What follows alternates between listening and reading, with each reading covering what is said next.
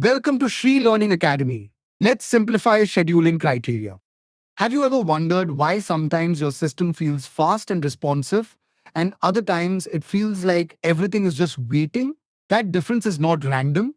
It actually comes down to how well the operating system schedules processes and how we measure that performance. When multiple processes are competing for the CPU, the operating system has to make decisions.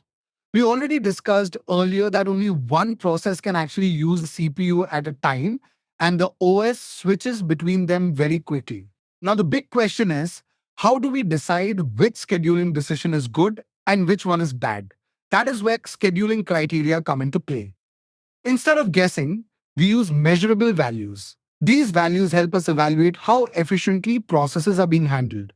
Three of the most important ones are waiting time, turnaround time, and response time. If you understand these clearly, you can actually compare different scheduling algorithms later and decide which one performs better in a given situation.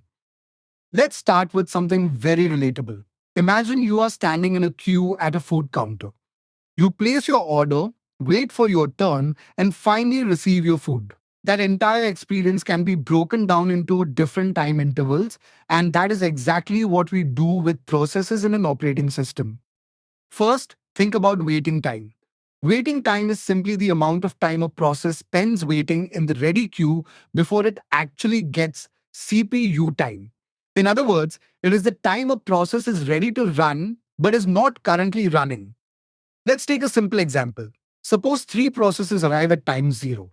Process P1 takes 5 seconds to execute, P2 takes 3 seconds, and P3 takes 2 seconds. If the OS schedules them in order P1, then P2, then P3, what happens? P1 starts immediately, so its waiting time is 0. P2 has to wait for P1 to finish, so it waits for 5 seconds. P3 has to wait for both P1 and P2, so it waits for 8 seconds. So here, waiting time directly tells us how long each process had to sit idle before getting a chance to execute. If waiting time is too high, users feel like the system is slow or unfair. Now think about this in real life. If you open an application and it takes forever before it even starts doing anything, that is high waiting time. The system is making you wait in line. Next comes turnaround time. This is slightly broader. Turnaround time is the total time taken from the moment a process arrives to the moment it completes execution. So instead of just measuring waiting, we measure the entire journey. Using the same example, let's calculate turnaround time. P1 starts at time 0 and finishes at time 5, so its turnaround time is 5 seconds. P2 finishes at time 8, so its turnaround time is 8 seconds. P3 finishes at time 10, so its turnaround time is 10 seconds. Turnaround time includes both waiting time and execution time. So you can think of it like this. Turnaround time equals waiting time plus execution time. Now let's connect this with a real scenario. Suppose you submit a file for printing. The time from when you hit print to when the printed paper comes out is your turnaround time. It includes the waiting in the queue and the actual printing process. So if turnaround time is high, it means the overall completion is slow. Even if execution is fast, too much waiting can increase turnaround time. Now let's move to the third and very important concept, response time. Response time is a little different from the previous two. It focuses on how quickly the system responds to a process for the first time. Not when it finishes, but when it starts responding. In simple terms, response time is the time from when a process arrives to when it gets the CPU for the first time. Let's take another example. Imagine you open a browser, you click on it, and within a second, the window appears. That is good response time. But maybe the browser takes 5 more seconds to fully load all tabs. That extra time affects turnaround time, not response time. So, response time is all about the first reaction. Going back to our process example, if P1 starts immediately, its response time is 0.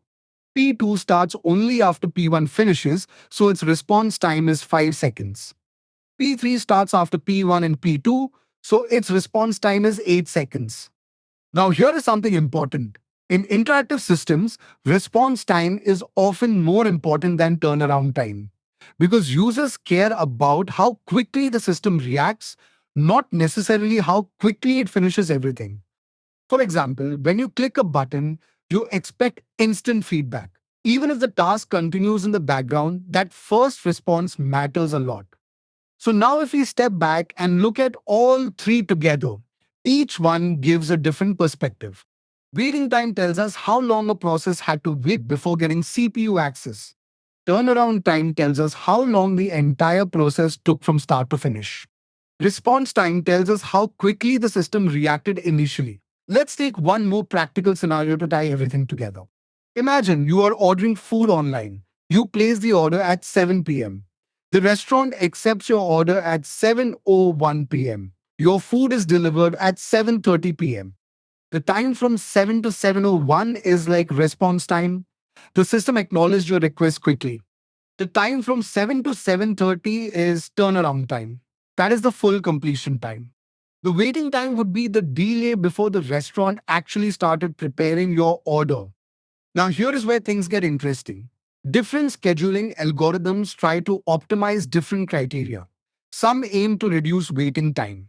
Some try to minimize turnaround time. Others focus on improving response time, especially for interactive systems. There is no single perfect solution. Improving one metric can sometimes worsen another.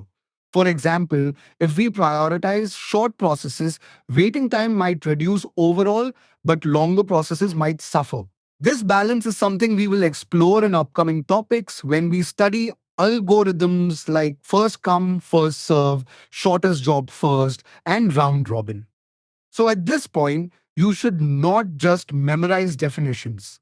Try to visualize these times in real situations. Think of cues, responses, and completions. Because once you understand these three clearly, the entire concept of CPU scheduling becomes much easier to grasp. And every algorithm we study next will simply be a different way of optimizing these values. That is it for this video. See you in the next one.